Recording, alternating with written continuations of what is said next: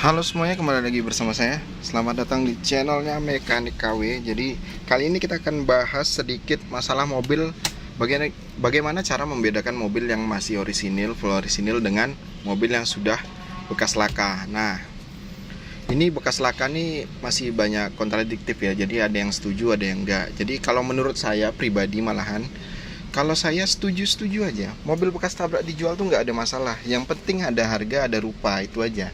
Jangan nanti mobil itu bekas tabrak, bekas banjir dijual dengan harga normal, itu yang nggak masuk akal. Tapi kalau mobil bekas tabrak dijual dengan harga di bawah pasaran atau sesuai dengan kondisinya, nggak ada masalah sama saya, nggak ada masalah. Jadi hal pertama yang harus dicek itu adalah tulangan pilar A. Ini pilar A namanya. Nah, ini bakalan kita cek semua seperti ini, tulangan-tulangan ini. Kalau masih ada titik seperti ini dan jaraknya itu teratur, rapi, nggak bikinan, itu berarti masih orisinil, kategori orisinil. Nah, terus kita perhatikan juga pilar C.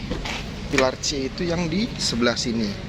Nah, pilar C itu sebelah sini. Dari sini kita buka aja seperti ini. Nah, bisa kelihatan juga masih ada titik-titiknya. Nah, dipastikan di semua bagian sisi itu ada, jangan sampai ada yang terlewat. Nah, terus satu lagi, kalian harus maju ke depan seperti ini, lihat tulangan seluruhnya. Nah, kalau ini diperhatikan dari mobil ini ex laka, saya bilang ex laka depan. Karena apa? Bisa kita lihat ini sudah dicat ulang dan ada dempulan. Nah, seperti ini kelihatan ya, ini ada dempulan. Nah, terus di sini, sini ada dempulan juga, nggak rapi seperti ini. Jadi ini ada indikasi tabrakan di bagian depan seperti ini. Nah, terus kita perhatikan juga di bagian kap mesin. Biasanya baut kap mesin seperti ini. Lihat juga kap mesinnya masih orisinil atau enggak. Biasanya kap mesin yang masih orisinil itu masih ada stikernya di sini ya. Biasanya itu bawa ke tempat pabrik.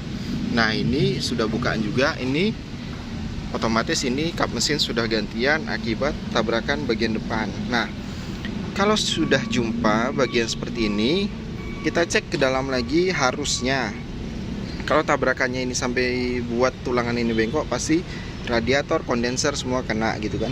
Kita perhatikan kondenser dan radiator itu kondisinya masih aman atau enggak.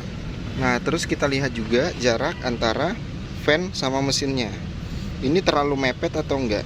Biasanya kalau jarak standarnya seperti ini. Nah, ini kita lihat juga di tulangan bawah itu, di sasisnya, apakah menyebabkan sasisnya itu bengkok. Kita lihat juga ini enggak, tapi benturan berarti hanya di tulangan bagian depan seperti ini. Bisa kita lihat lagi. Nah, ini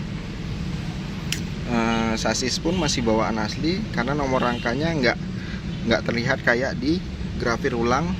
Jadi masih fix, ini masih orisinil. Di sasis-sasisnya hanya tulangan depan yang bengkok. Nah, untuk teman-teman yang bingung gimana cara membedakan tulangan yang sudah ex laka atau masih orisinil ya seperti ini. Nih, ini kan kelihatan nih. Ini ada retak-retakan seperti ini. Terus ini ada dempul-dempulan juga. Di sini kelihatan juga dempulnya. Kita korek aja sedikit ini. Nah, gini kan kelihatan. Tapi ya semua itu balik lagi gitu kan. Balik lagi, nggak ada jadi masalah. Mobil itu mau bekas tabrak, mau bekas banjir, atau mobil itu sebentar lagi minta bongkar mesin, nggak ada masalah. Yang penting harganya masuk gitu kan. Jadi selalu gitu saya bikin konten di TikTok, saya sampaikan hindari mobil bekas tabrak, bekas banjir. Yang dihindari itu adalah mobil bekas tabrak, bekas banjir yang dijual dengan harga normal. Tapi kalau mereka jual di bawah pasaran, ya sesuai lah kondisi kan. Mobil dengan sesuai kondisinya gitu kan. Mobil bekas tabrak harganya misalkan pasarannya itu 150 juta. Dijual dia hanya dengan harga 115 juta atau 120 juta. Kita nggak perlu komplain, apalagi dia sudah sampaikan di awal bahwasanya mobil itu bekas kecelakaan. Nah, kalau membeli mobil ini kan sebenarnya selera-selera, atau ya tergantung orang. Ada yang pengen perfect, ada yang pengen apa, ada yang pengen cuman mesinnya yang penting bagus, ada juga yang semuanya harus perfect gitu kan. Nah, tapi dikondisikan lagi dengan budget yang kita miliki, biasanya seperti itu. Dan biasanya setelah melakukan pengecekan, kalau ada misalkan ada penyampaian dari awal mobil ini kenapa dijual murah, ternyata dia sampaikan bahwasanya mobil ini udah pernah kecelakaan, tulangannya udah kena. Jadi kita nggak perlu menanyakan hal-hal yang lebih mendalam lagi karena kita udah tahu berarti penyebabnya itu. Kita hanya memastikan konfirmasi data gitu kan. Jadi kalau misalkan dia jual dengan harga tinggi, kita tanya mobil ini bekas laka nggak? Kata dia enggak, padahal yang kita lihat di lapangan itu bekas laka, dia berusaha menipu kita. Itu yang harus dihindari. Jadi tujuan saya membuat edukasi di TikTok atau di YouTube ini adalah agar teman-teman lebih paham gitu, bagaimana caranya jangan mudah percaya dengan oknum-oknum yang menjual mobil dengan cara ya pokoknya menghalalkan berbagai cara lah. Kalau sudah seperti itu kan kategorinya menghalalkan segala cara. Mobil yang minusnya banyak, tentu harganya sesuai juga kondisinya. Tapi ada juga sebagian orang di dunia ini yang pengen modalnya kecil, untungnya gede gitu. Itu udah pasti kan. Jadi bagaimana cara mereka mendapatkan keuntungan yang besar? Pastinya dengan cara membeli mobil X laka, X banjir, itu harganya pasti murah. Nah, terus dijual dengan harga pasaran.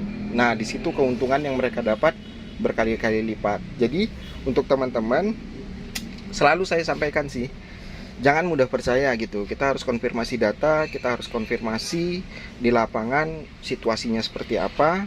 Misalkan udah ketara gitu, mobil itu bekas banjir, bekas tabrak, tapi dia nggak mau ngaku, ya udah itu urusan dia. Berarti kita yang harus atrek. Nah, intinya adalah lebih berhati-hati lagi. Jangan menyalahkan orang jualan mobil bekas tabrak, bekas banjir. Enggak, kita yang harus lebih berhati-hati. Karena pada dasarnya gimana ya, semua mobil second itu ada harganya sesuai kondisi. Mobil second yang rasa seperti baru pun ada gitu. Ibaratnya kayak mobil tahun 2005 tapi kilometernya masih 7.000 perak, itu banyak banget. Saya lihat itu, ngecek banyak banget. Jadi nggak bisa kita hanya mengandalkan itu, karena kondisinya pun berbicara gitu kan, sesuai dengan budget kita. Misalkan budget kita minim tapi kita memaksa ingin mobil yang harusnya nggak sesuai budget itu ya udah siap-siap dapat mobil yang kurang perfect atau kurang sempurna gitu. Jadi balik lagi ke diri kita. Jadi sekali lagi saya sampaikan, teman-teman tetap berhati-hati, karena ibaratnya gimana ya, sama seperti orang bilang kejahatan itu bukan karena ada niat, tapi memang karena ada kesempatan. Jadi kita yang lebih waspada lagi untuk melihat celah-celah di lapangan seperti apa.